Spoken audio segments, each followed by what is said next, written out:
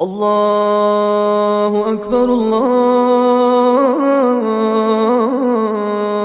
اکبر۔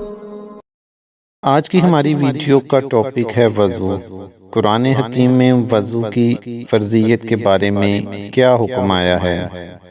قرآن حکیم میں وضو کی فرضیت کے بارے میں اللہ تعالیٰ نے فرمایا، اے ایمان والو، جب تمہارا نماز کے لیے کھڑے ہونے کا ارادہ ہو تو وضو کے لیے اپنے چہرے کو اور اپنے ہاتھوں کو کہنیوں سمیت دھو لو، اور اپنے سروں کا مسح کرو اور اپنے پاؤں بھی ٹخنوں سمیت دھو لو۔ وضو کے کتنے فرائض ہیں؟ وضو کے 4 فرائض ہیں۔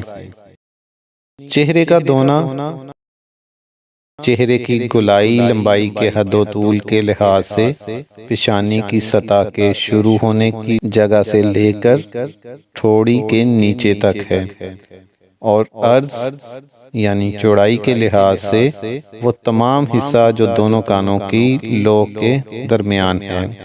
دونوں ہاتھوں کا کہنیوں تک دھونا، چوتھائی سر کا مسح کرنا، پاؤں کا ٹخنوں سمیت دھونا۔